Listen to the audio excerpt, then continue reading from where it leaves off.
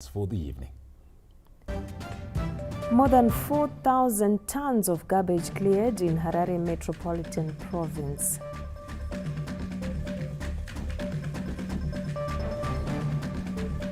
In other news, a new dangerous drug from West Africa allegedly finds its way into Zimbabwe. In business, horticulture buyers dominate merchants registered by state-owned Agricultural Marketing Authority. And in sport, FC Platinum moved to swiftly plug gaps left by 7 departing players. We now give you the news in detail.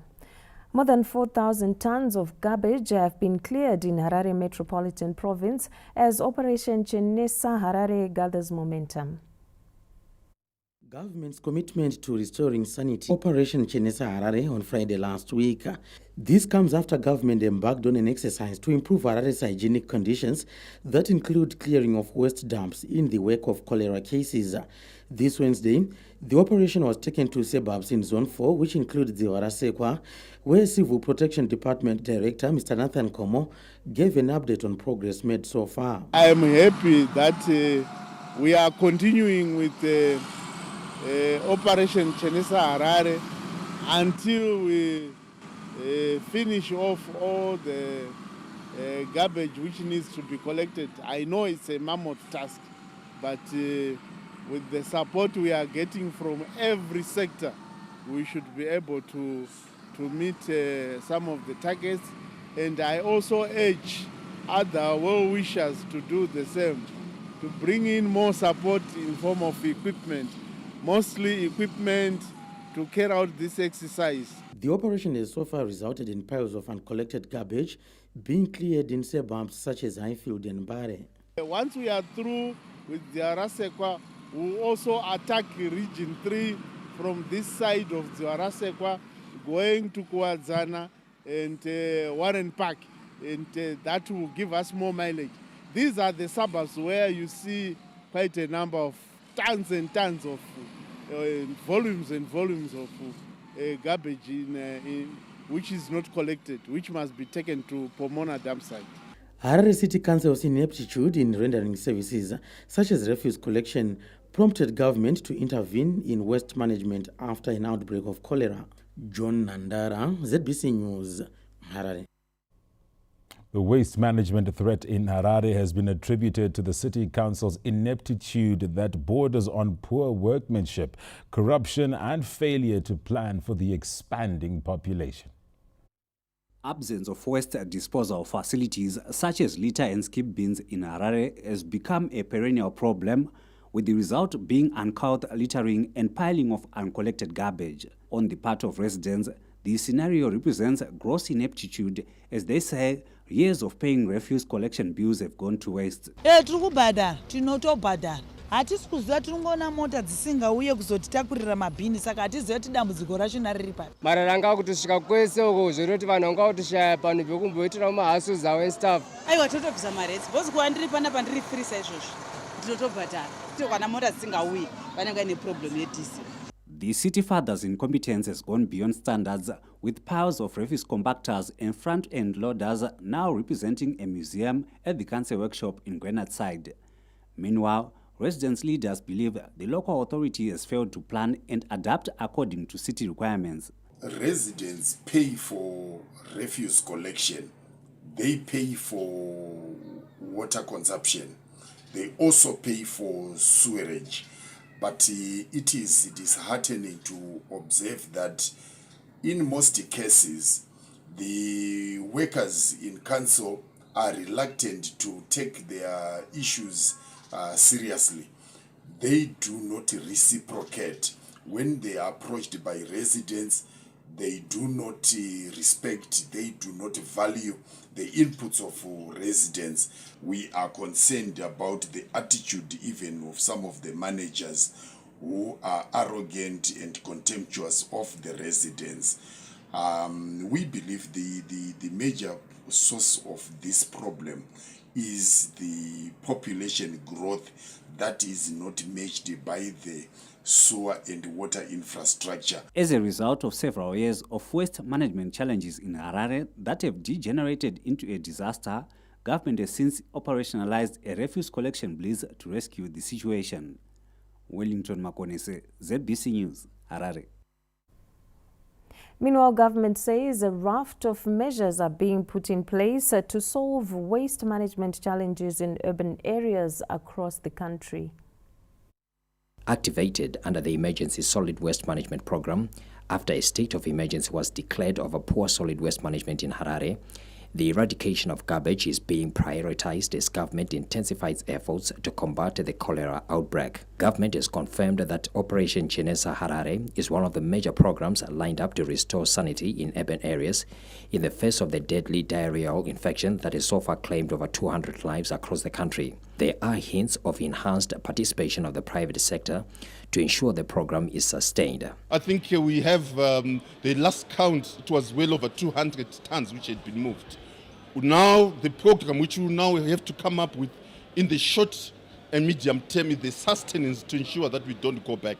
So it's really Basaranchipo, but government is determined to ensure that Chenesai Harare works, Chenesai every local authority works. We want all local authorities to have good order and for the residents to have good services. Government says it will ensure local authorities toe the line to improve service delivery.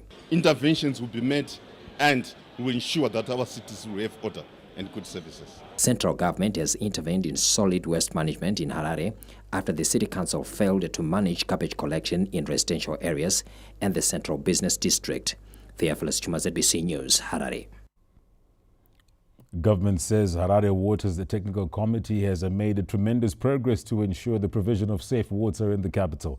This includes upscaling water treatment from 302 megalitres to more than 500 litres per day. The Minister of Lands, Agriculture, Fisheries, Water and Rural Development, Dr. Enchas Masuka, and the Harare Water Technical Committee this Wednesday reviewed progress made so far in addressing the capital city's water woes after the first 100 days of its inception. Revelations are that the committee, whose primary role has been to source funding for treatment chemicals, increase supply of water from 300 megalitres per day to 520 megalitres, among other roles, has since achieved its targets. The second was to reduce non-revenue water from 59% to 55%. The third was to increase conveyancing and reticulation to residents to 60% from 40%. And the fourth was to immediately ensure an increase in the treatment of wastewater to at least 50 megalitres a day. The committee has made tremendous progress in the first 100 days. They've been able to access water treatment financing to augment resources within the city of Harare. They've also been able to attend to the clarifiers at Morton Jeffrey, and we hope that they will be able to add 75 megalitres a day shortly. The committee is also tasked with providing a long-term solution for Harare and surrounding towns. The supply at Prince Edward was depressed on account of a shortage of raw water supply, but that now has been rectified because the technical committee approached Zinwa and the release from upstream dams was made, and now production has commenced. The committee is also tasked to look at the medium to more long-term aspects in terms of ensuring that the 1,200 megalitres a day that is required by Harare, Norton, Chitungwiza, Epworth and Rua is availed. And the team is seized with this matter, including the Muchekeranwa, Nimbi, Arava, Prince Edward supply route, and also the Nyague route to Rua, the Kunji Dam project, and also the Msali Dam project. So government is desirous to ensure that Harare gets a permanent supply of adequate, affordable water for its residents. The committee was established to rescue the city of Harare from water supply challenges that have affected the capital city as a result of shortages of treatment chemicals and failure to rehabilitate Morton Jeffrey Waterworks. Wellington Makonese, ZBC News, Harare. Viewers, please note ZBC will broadcast a special program, a current affairs program, on Operation Chinesa Harare soon after this bulletin. In other news, government has breathed life into the Agricultural and Rural Development Authority Muzarabani estate after installing center pivots covering 90 hectares in line with the national response to climate change. The installation of 4 new center pivots under the Padstock irrigation facility, where 160 hectares of crops comprising sorghum, cotton and sunflower are being planted this season, is set to revitalize Adam Zarabani estates. The move is part of countrywide efforts to climate-proof agriculture by rehabilitating and expanding the total land size under irrigation. At peak, we expect that the 390 hectares that is arable and irrigable will be brought into production. This is in line with government's thrust to rejuvenate and transform ADA so that it becomes the food security agent for the nation. As you might be aware, ADA is currently enrolling 100,000 hectares under the ADA JV program so that ADA can produce, in terms of our strategy, 500,000 metric tons of cereals year in, year out. Adam Zarabani revitalization is being complemented by the Pfumvudza Intwasa program, which also targets to climate-proof agriculture at household level. In Mashonaland Central, 6,900 hectares of land has been put under Pfumvudza so far. Pfumvudza is doing well in the province. Of course, we experienced late rains, and as such, it affected the planting, even the germination rate.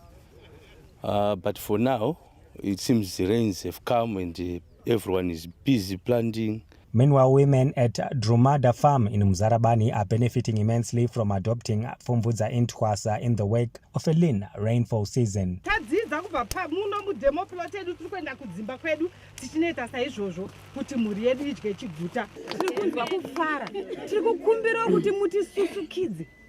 toda kuti project yedu irambe ichienderera mberi. 85.6% of targeted maize has so far been planted in Mashonaland Central to meet the government recommended 10 January deadline for planting summer crops this season. Tapiwa Machemedze, ZBC News, Mzarabani. The country is eyeing another record-breaking tobacco season after more than 100,000 hectares of the golden leaf were planted this summer. Zimbabwe is heading for another successful tobacco marketing season, with the latest figures released by the Tobacco Industry Marketing Board pointing to a bumper harvest. As of the 5th of January 2024, TIMB has recorded just over 103 hectares of tobacco planted. This is in comparison to about 108,000 hectares planted during the same period last year. It also emerged dates for the 2024 tobacco marketing season will be announced once all stakeholders have been consulted, as farmers who planted the crop under irrigation have already started harvesting. Yearly, TIMB conducts what we call a crop assessment exercise.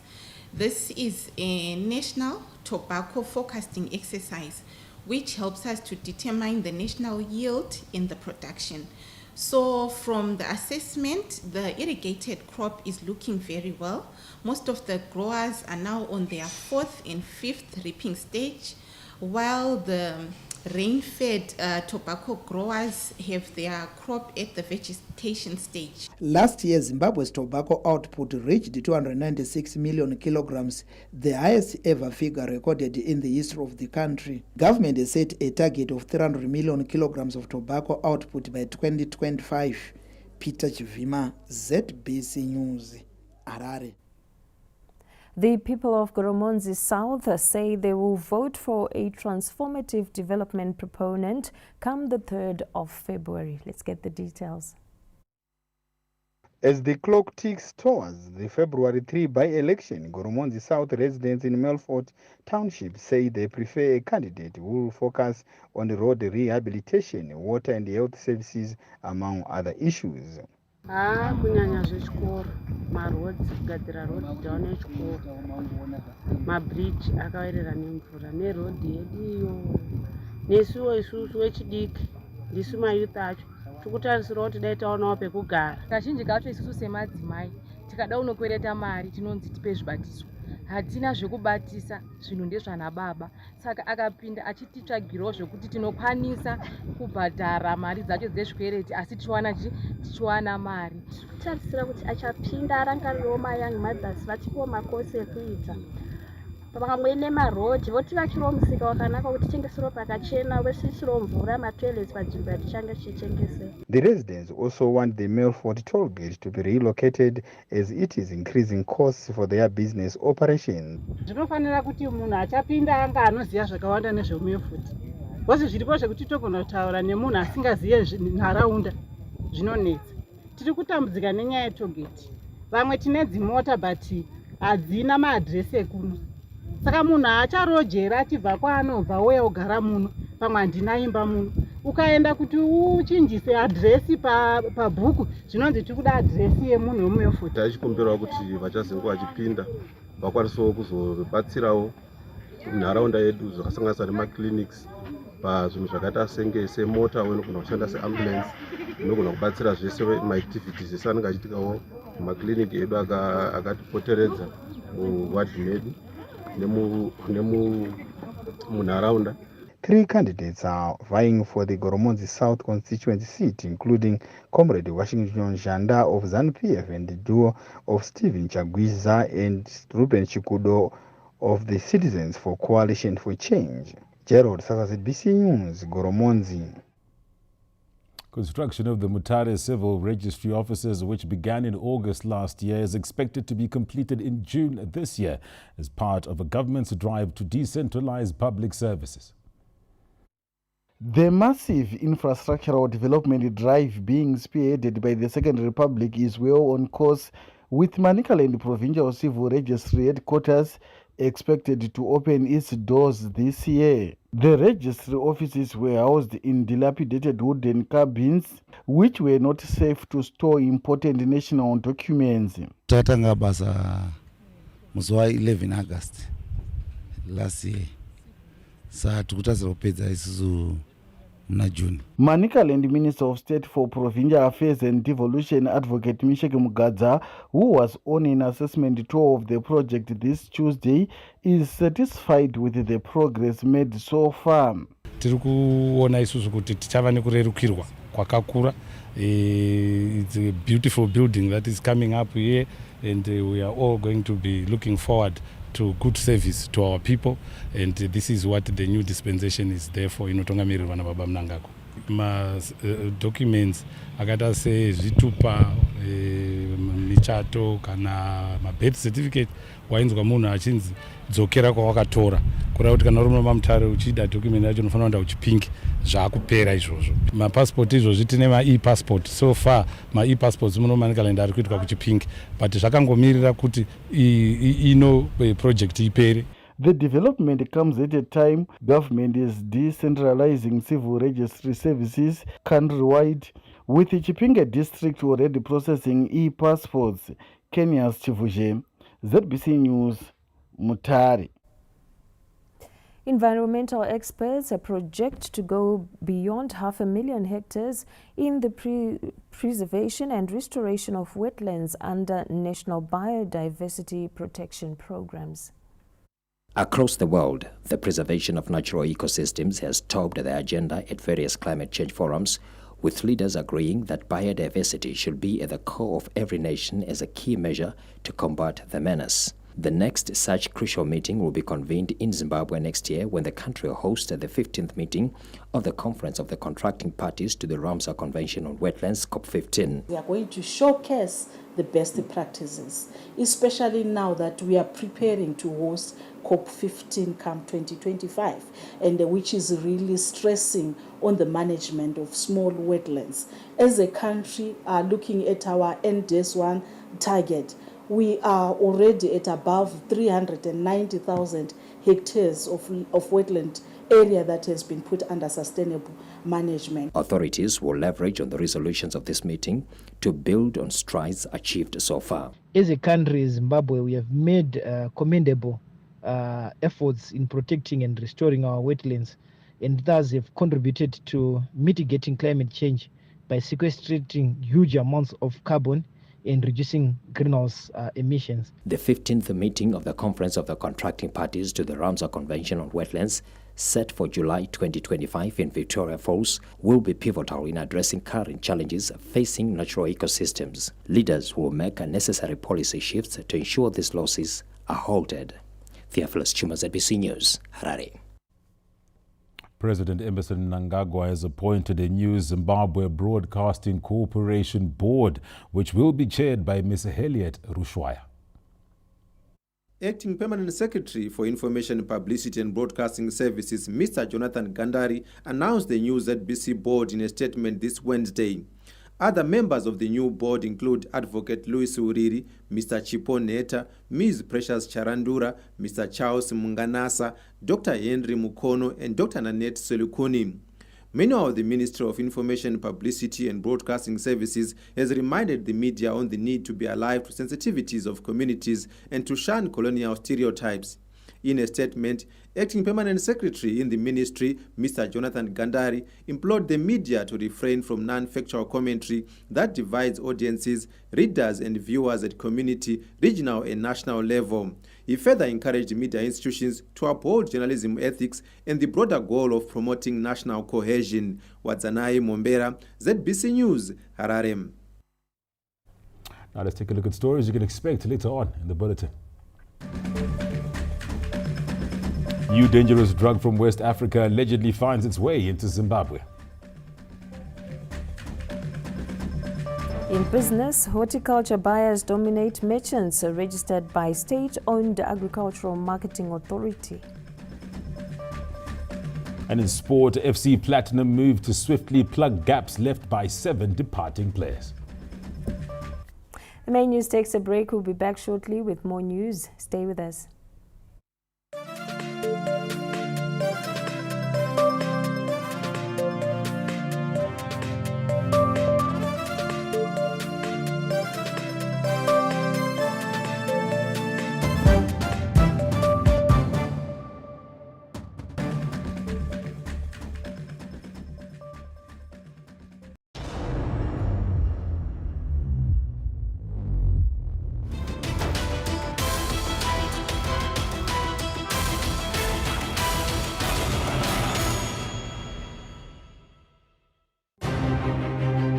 From the midst of happenings, our teams commit themselves to bring you more than just the headlines. No holds barred national debate. Inside out as we delve into trending issues in the world of business. 24 investigates leaves no stone unturned as we bring the policymakers to face the nation in a country majoring on Economics 101 under Vision 2030, while exploring Africa's Agenda 2063 on Focus 54. Of course, not forgetting the news from around the globe in this global village era. Stay tuned for the latest news and current affairs from across Zimbabwe and beyond on ZBC News and ZBC News Online. ZBC News, the real African voice.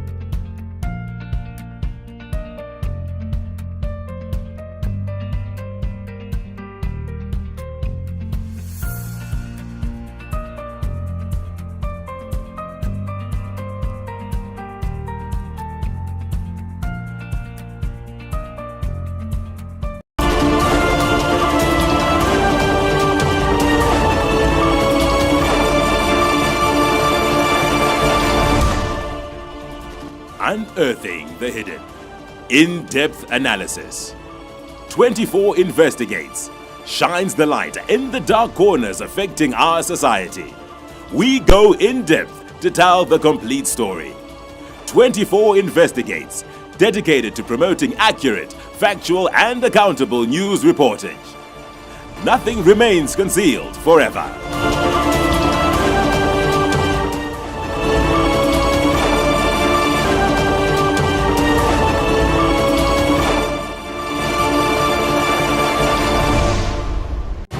Candid, accurate, and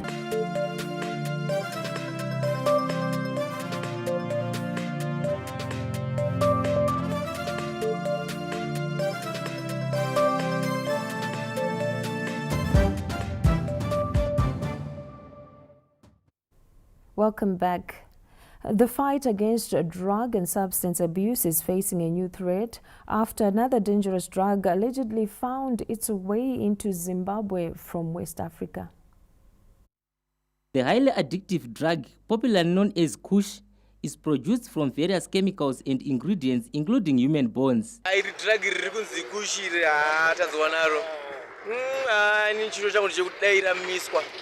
Nekuti drug riri ndo rimwe riri kupengesa vanhu. Drug riri rakada kufana nerera rinonzi mutoriro. Isitati chitochema nedambudziko remutoriro. Kunzwa kuti kuna nasera lonoko amazombe uchiona mapikicha evana zvavanenge vakaita. Medical doctors and anti-drug abuse activists weighed in, saying the drug has infiltrated North and East African countries. Our threat really is because we've become a global village. And there's quite a lot of inter-trade, and sometimes illegal trade is happening across the borders. And this is the threat that all our law enforcement agents should be aware of and protect the nation. You know, recently there is a Kushi pandemic in Sierra Leone, which is a cocktail of many chemicals put together. And nowadays they include the human bones into this cocktail, and then they start smoking it. I think this is now a battle for everyone, including the teachers, the parents, the students should be very much aware of this new drug and everything that is happening. According to research, Kush is smoked in pipes or rolled in cigarettes and produces powerful toxins that last for hours. The drug also causes severe physical and mental deterioration such as weight loss, tooth decay and hallucinations, among others. Tarema Duyu, ZBC News, Harare. They know we'll now be crossing over to our Montrose studio, joined by Arthur Evans. Good evening, Arthur, and over to you. Well, thank you so much, Farai, and to the team at Pockets Hill. That previous story, we have to reiterate, no matter how old you are, the simplest way out is simply saying no. Now, in other news, the ruling party ZANU-PF has embarked on a door-to-door campaign in Pelandaba Chabalala constituency of Bulayo ahead of by-elections set for the 3rd of February. As the February 3 by-election draws closer, the ruling party is taking no chances, embarking on a robust mobilization campaign in Pelandaba Chabalala constituency. The news crew caught up with the party's campaign teams in Bulawayo's Iminyela suburb this Wednesday, where ZANU-PF candidate Comrade Joseph Chuma assured the electorate that the outstanding issue of title deeds is a top priority if he gets to parliament. Mina upresident ngiyakhuluma la direct ngoba ngiyamhlonipha ngiyakwazi nguye upresident nguye kanjani owawinayo. Ama ministers ngiyakhuluma labo direct ngoba ngiyabahlonipha ngoba ngiyakwazi bakhethwa ngupresident onjani owinileyo. Angithi? So which means into engenza lenzela yona yikuthi ngizaba ngumlomo wenu ekubiseni intuthuko elifunayo. Into wana ngiyipromisayo la. Indaba yama-title deeds la isiphelile as long as sesikhona thina. Leliya ngizwe ngikutsho. Akula muntu this time lokalota umbetha hey fake promise mina ngila fake promise ama-title deeds sengisiyawakhulumela kubaba wethu president wethu uthi president abantu beminyela bakhala ngama-title deeds angithi so lokho vele uhlani ukuthi imani as one so achievement. The by-elections come after the Citizens Coalition for Change Interim Secretary General Mr. Sengezo Chabangu recalled some CCC legislators. Sifiso Spanda, ZBC News, Bulawayo. The Second Republic's agricultural transformation drive is paying dividends, with the Chirumanzu community benefiting from the rehabilitation of irrigation schemes in the area. The rehabilitation of Hamamavaire and Mende irrigation schemes is being spearheaded by the Agricultural and Rural Development Authority, ADA. At Mende irrigation scheme, farmers have 77 hectares of land with crops ready for the market, while at Hamamavaire the community has a 48-hectare crop yield. Takutora scheme yedu tichirima farming as a business. Hatichatotsvagi mabasa, takutoziva kuti basa redu riri kuirrigation. Saka tiri kutokwanisa kurima tichiendesa vana kumaboarding school, tichitenga zvipfuyo zvekurimisa, kuvaka musha, zvese zvakadaro. Saka irrigation scheme iri kutisumudzira zvakanyanyisa. Padevelopment wotava tave nemvura padzimbawo nenyaya yekuda kweirrigation iyoyo. Saka tiri kunyatsoona kuti irrigation iri kutibetsera zvikuru, tinotenda nekutibatsira kwatakaitwa naPresident. Government has since pledged to empower people in previously marginalized communities. Ladies and gentlemen, it is our collective responsibility to ensure this irrigation scheme continue to overcome production and productivity challenges. Government is committed to supporting farmers at Mende irrigation scheme to ensure the success and sustainability of this irrigation scheme. We have to put in place measures to provide necessary technical assistance and access to quality inputs. I would like to extend my appreciation to the farmers, government agencies and stakeholders who have made Mende irrigation scheme a thriving hub of agricultural productivity. The Second Republic launched the Rural Development 8.0 model aimed at creating village business units to eradicate poverty in its all forms. Tafarach Kumira, ZBC News, Chirumanzu. We continue to build on the positive news as villages in Shiku and Dushavane district are celebrating transformative development in their area after the completion of Marira Clinic constructed under the use of devolution funds.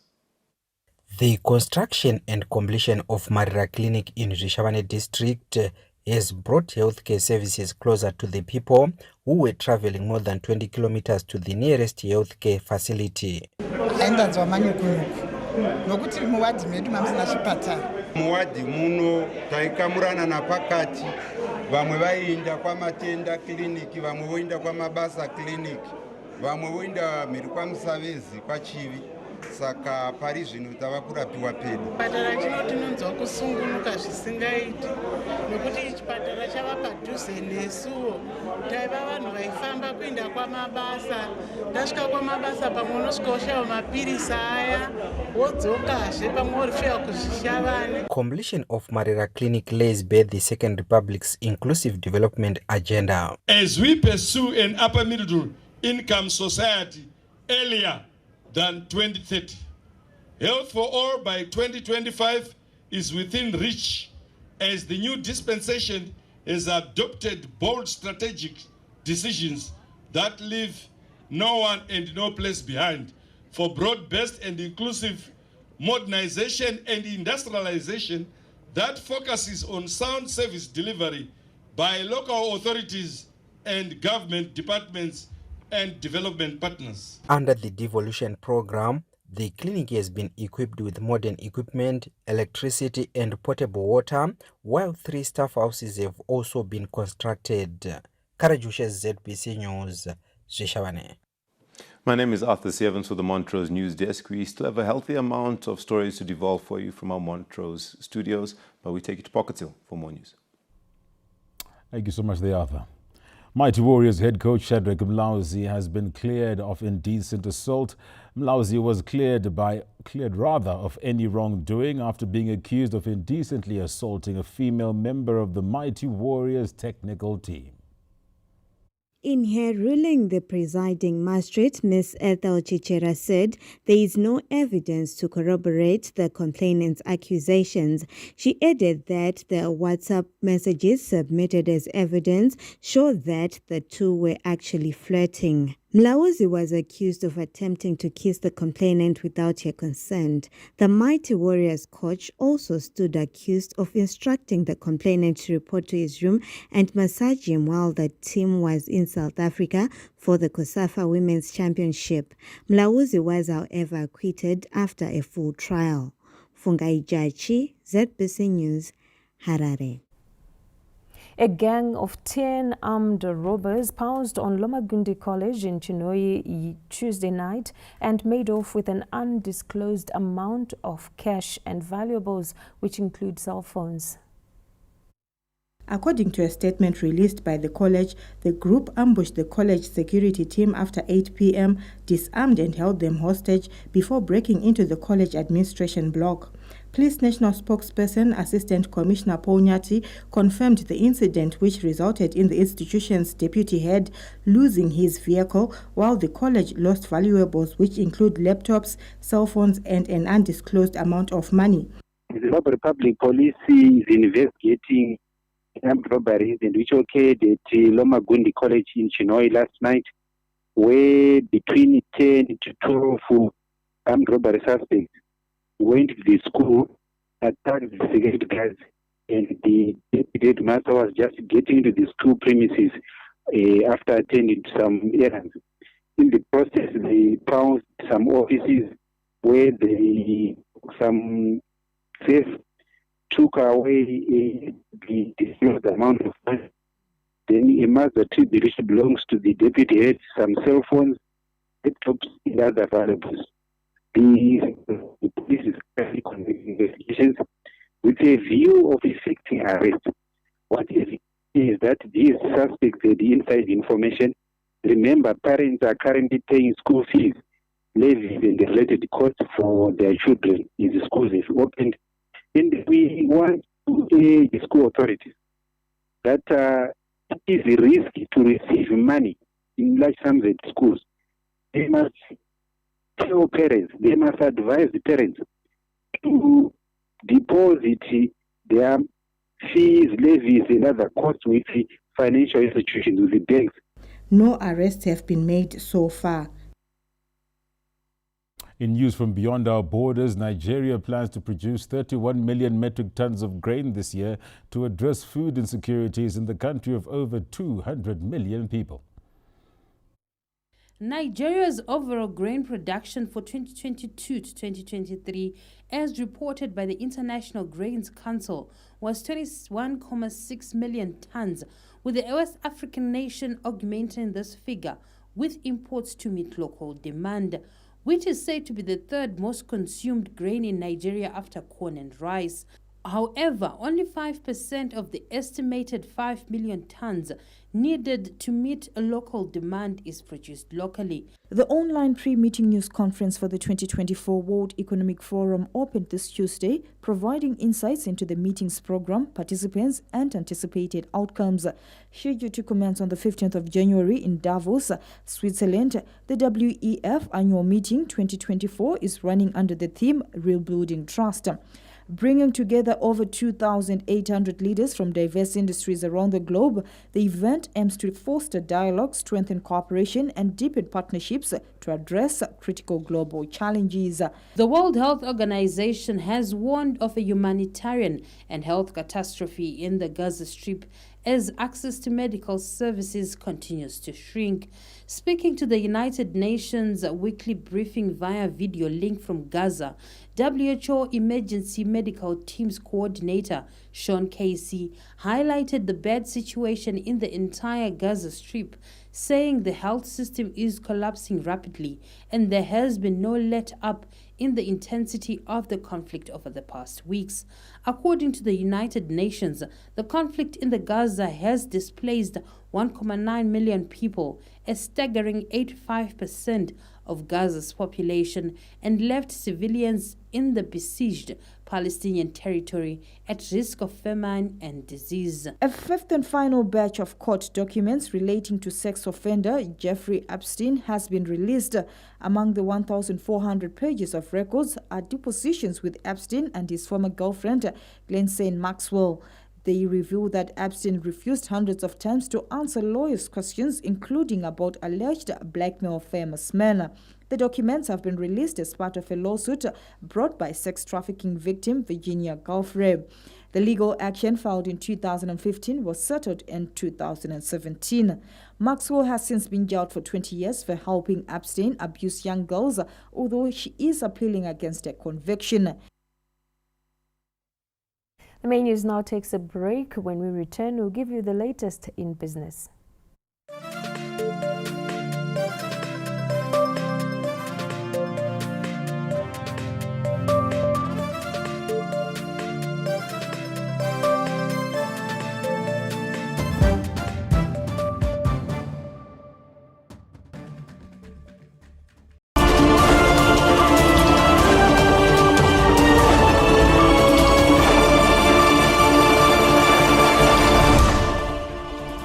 Unearthing the hidden.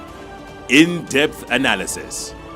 24 investigates, shines the light in the dark corners affecting our society. We go in-depth to tell the complete story. 24 investigates, dedicated to promoting accurate, factual and accountable news reportage. Nothing remains concealed forever.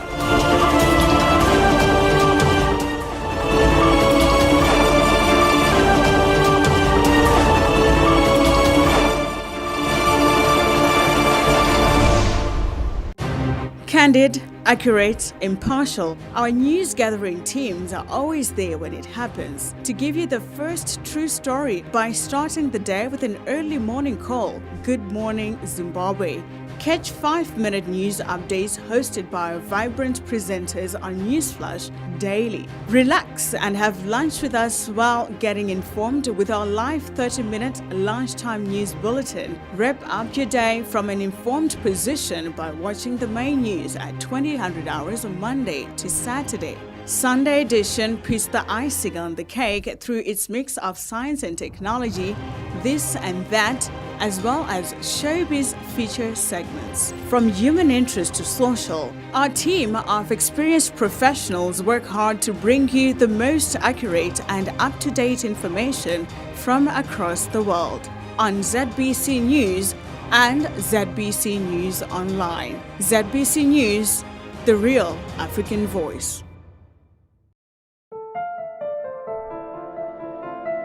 Nyanga is located in Nyanga District, Manicaland Province in the Eastern Highlands of Zimbabwe and lies along the international border with Mozambique. This location lies immediately north of Nyanga National Park in the Eastern Highlands, about 115 kilometers by road north of Mutare, which is the third largest city in Zimbabwe.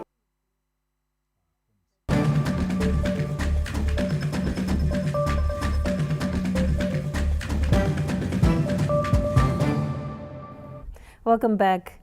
More than 1,300 merchants were registered with the state-owned Agricultural Marketing Authority last year as Zimbabwe expands farming produce trading systems.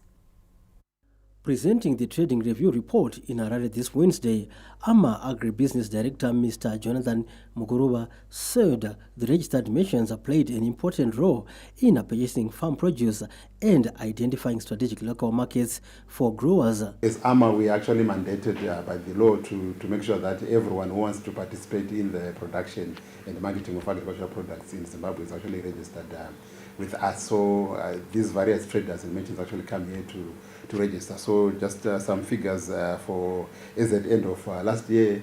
For our grains and oilseeds, for example, we had 392, horticultural merchants, we had 61, input suppliers, we had 80, cotton merchants, we have got 9, industrial hemp merchants as well as producers, we have got 44, and then contractors, we have got 18 on our database. Mr. Mkurua further revealed that more than $21,000 United States dollars has been realized from village business units through market linkages under the Presidential Rural Development Program. It is envisaged that a total of 35,000 gardens or village business units, so to say, will be established across the country, whereby each village business unit will be about 1 hectare in size.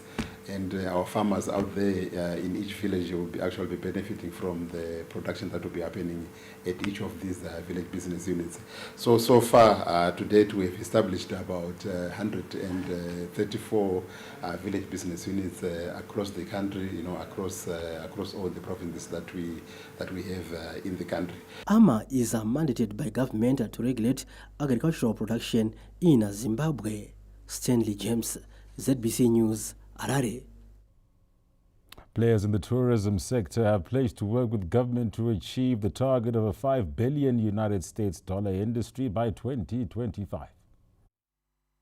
Representatives of the tourism, hospitality and airline business met in Harare this Wednesday to map the way forward with the focus on achieving the target of a $5 billion United States industry by next year. Emerging from the closed-door meeting, Tourism Business Council of Zimbabwe President Mr. Wengai Nau disclosed that the sector's commitment to working with government in consolidating achieved gains. We have a year that we look forward to great successes, in the sense that we have now managed to recover in every regard, in terms of arrivals, in terms of the traffic into the country, and what's now left is for us to consolidate what we have gained. Hospitality Association of Zimbabwe past president Mr. Clive Chimwada weighed in, saying the sector is pinning hopes for growth on hosting international conferences and other ongoing projects. We are always optimistic about what's coming in the future, but we ought to appreciate the fact that the economic environment has been a little bit challenging of late, but we as a sector are a resilient sector, and we believe that we should be able to eventually overcome. Board of Airlines chairperson Mrs. Isabel Sachiti noted the importance of the industry in further growing tourism value chains. Our key focus has been on what has happened year to date, which has been a positive development. We are looking at the airport that is new.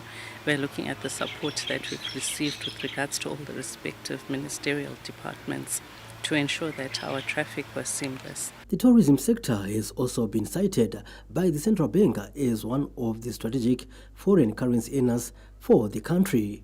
Stanley James, ZBC News, Harare.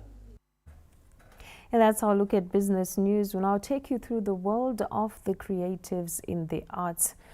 The ghetto is driven by street lingo, but it is the intrinsic relationship with the Zim dancehall movement which has caught the attention of many. The new year has since given birth to another catchword, as unpacked by our reporter, Patience Nyagato.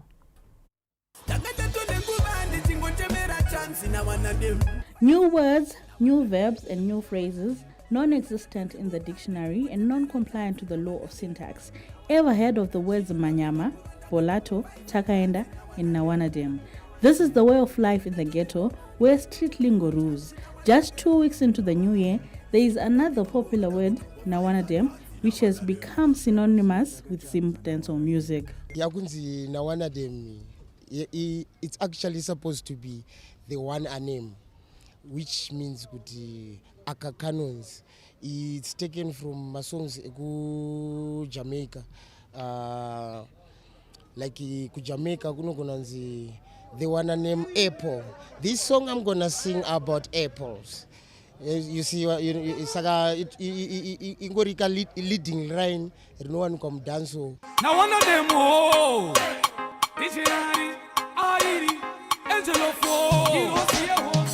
reading through the context in which the words are usually used, one will never get to the actual meaning. Vanonga tutsaura tichitowanzwisisa mumastreets because mastreets motone language yavo kuti titofamba yangu sota tomborinzwa slang iyoyo unokwanisa kuti watochila neboys vanenge vachitotaura mhando yemasasa akadaro. Mungaona word inenge rapfumbira ndo lifestyle yatiri kunyanyorarama.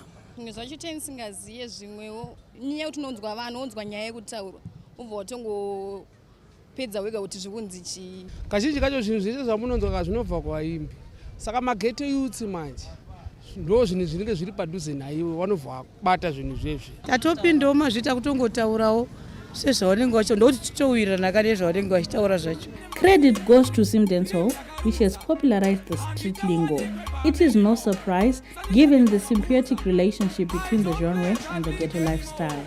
Zim dancehall sometimes do creator lingua, do popularizer language, slangs anotaurwa mastreets. Mamwe acho anobva mumasongs edu eZim dancehall, mamwe acho anobva mastreets ouya kumasongs odzokera kuma-streets akutrenda now. Popularized by the new collaborative effort by Master H and Vote Deity, dubbed Danzi, Nawanadem has been used by other artists, including the late Soja Love and Khadija, among others in dancehall artists. Patience Nyagato, Super News, Harare.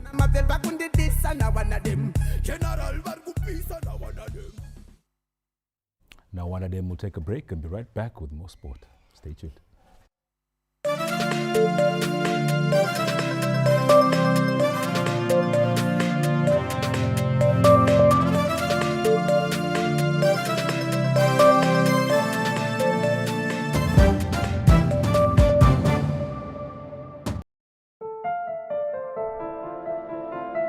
Nyanga is located in Nyanga District, Manicaland Province in the Eastern Highlands of Zimbabwe and lies along the international border with Mozambique.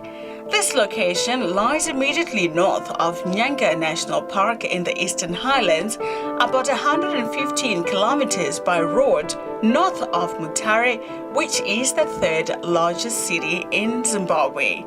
This location lies approximately 265 kilometers by road east of Harare, the capital city of Zimbabwe and the largest city in the country. Nyanga sits at an elevation of 5,509 feet above sea level.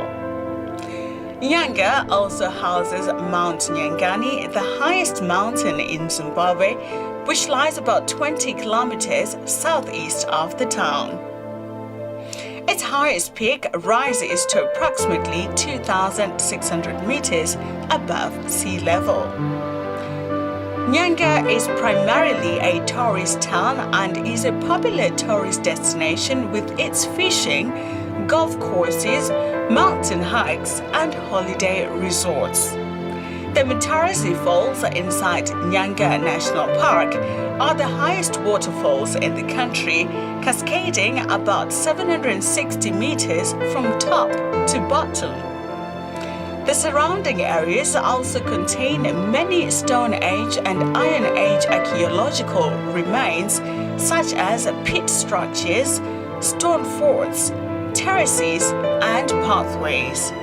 Inside the town is a bustling township of Nyamuka, around which there is an ever-expanding growth of high and medium-density housing. Nyanga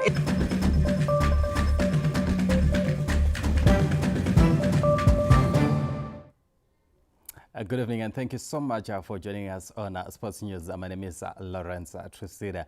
We begin with football, where news is that former champions FC Platinum have moved in swiftly to plug gaps left by 7 departing players as they have agreed new deals. The four-time champions announced the departure of 7 senior and fringe players on their social media page. Captain Gift Bello has retired from playing football after leading the team during its golden era, where they won 4 Premier League titles. The 39-year-old has been at the heart of the defense for the Platinum Miners since joining them in 2014, after having previously won 3 league titles with Dynamos. His assistant, goalkeeper Petros Mari, who won 12 trophies in Rishavane, is also leaving the club on mutual agreement after 10 years of service after deciding to pursue new challenges. Another senior player, Gift Mbweti, is leaving the former champions after the club decided against renewing his contract together with winger Perfect Chikwende, who has yet an on and off relationship with the club. Talisman Walter Musona, who has yet well-documented disciplinary issues with the club, could not find common ground for contract renewal, leaving him to join Simba Bora together with Chikwende. The longest-serving player, Rafael Mudoviwa, is also leaving the club after the expiry of his contract together with midfielder Innocent Muchaneka, who never really stemmed his authority at Mandava. Mudoviwa had been at FC Platinum for 13 years, but he struggled with injuries in recent times, limiting his game time.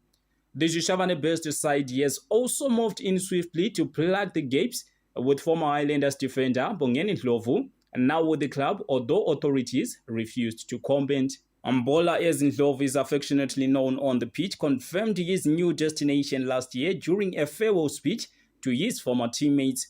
Mbongeni Ndlovu looks to be a direct replacement for Gift Bello, while Walter Musona is likely to be replaced by former Orientals winger Davison Maroa as Norman Mapeza seeks to refresh his squad. Maroa was one of the more enterprising players from last season and was being courted by several clubs, but FC Platinum seemed to have won the race. Our former Islanders defensive midfielder Brighton Manire is believed to be with the Platinum Miners, so is impressive former Chicken Inn midfielder Shepard Mhlanga. Our former Bulawayo Chiefs and Greenfield goalkeeper Davis Bizabane is also training with the club, including former Orientals goalminder Takuzwa Chikosi.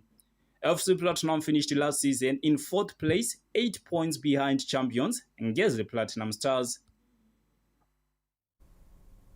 Some decorated stars there leaving Mandava Stadium, paving way for some new heroes to come and make sure that they stamp their name in folklore. Still with football, we go now to the Africa Cup of Nations, where former champions Morocco, who are in Group F, are one of the favorites to win the tournament that kicks off in Abidjan this Saturday. Africa's first World Cup semi-finalist Morocco headline Group F alongside good-sized Democratic Republic of Congo, DRC, Tanzania and Zambia. Morocco have won the Premier African Football Competition once in 1976 before finishing as runners-up to Tunisia in 2004. The 2022 World Cup semi-finalists are battling to end a 47-year-old drought without the trophy, as the Atlas Lions have an array of European-based stars. Two-time champions DRC have been in the African football wilderness for some time, but will be hoping to clinch their 3rd title since their 1974 victory. The Leopards, who missed the previous tournament, won their qualification group that had Gabon, Sudan and Mauritania. Their record since the turn of the century includes multiple group stage eliminations, a failure to qualify for 3 straight editions between 2008 and 2012, an embarrassing last 16 exit in 2019 to Madagascar, and a failure to reach the tournament in Cameroon. Our 2012 champions Zambia look to upset the apple cart with their first appearance since 2015 after missing 3 straight AFCON tournaments. After winning the tournament, the next edition saw a group stage elimination, and from then on, it was the downhill. The Taifa Stars of Tanzania, who will be recording their 3rd appearance at the AFCON, having previously featured in the 1980 and 2019 editions, are hoping to go past the group stages for the first time. Definitely is all systems go in Abidjan, as most of the teams have arrived in the Côte d'Ivoire capital to make sure that they kick off the Africa Cup of Nations. We move on to cricket, where the Lady Chevrons Zimbabwe's women cricket team is in camp preparing for a limited over series against Ireland, which kicks off on the 18th of this month. The 8-match white ball series, which includes 3 one-day internationals and 5 T20s, is the beginning of a busy international schedule for the two teams. The series is part of Zimbabwe and Ireland's preparations for the International Cricket Council (ICC) Women's T20 World Cup Global Qualifier, which will be held later this year. Lady Chevron's star Chipomugeri Tiripano has called on the senior players to step up as the team is in a transitional stage with 6 youngsters coming in from the under-19. We have got a lot of youngsters, the under-19s, and they're also preparing for their World Cup next year. So it's very important for all the senior players to look up for them. Bowling coach Trevor Garwe, who has been in charge of the team since the departure of head coach Gary Brent, who is now in Australia, stressed the importance of the series. I think it's really important to keep the momentum in our changing room, and playing against Ireland, we know it's a tough opposition, and we'll be meeting them in the global qualifiers as well. So this tour is really important for us.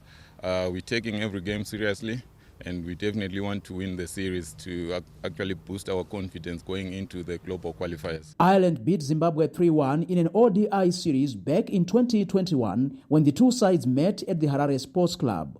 The two sides, however, last met in September last year in the semi-final of the Women's T20 World Cup qualifiers, with Ireland winning by 4 runs, denying Zimbabwe a place at the World Cup. So the men's cricket side, the Chevrons, are in action tomorrow as they face off against Sri Lanka in the series decider. That's all we had for you in sports news. It's now time for the weather update.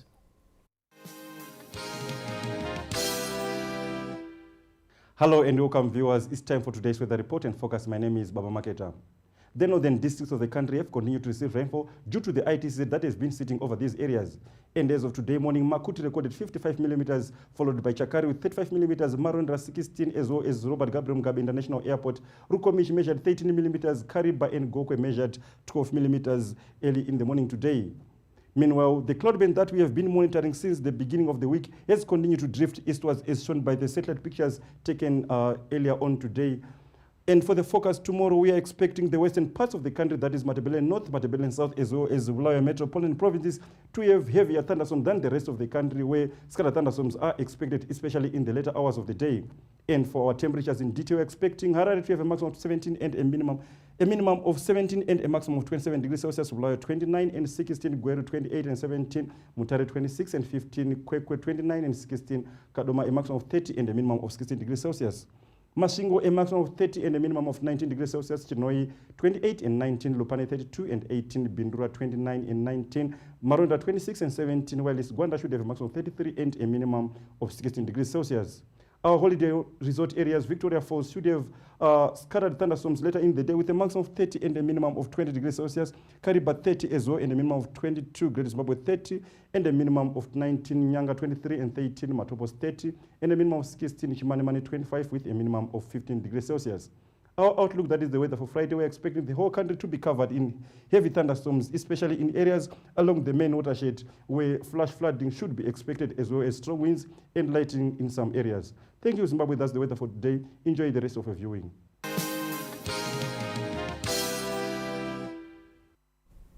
Now that brings us to the end of the bulletin. Good night.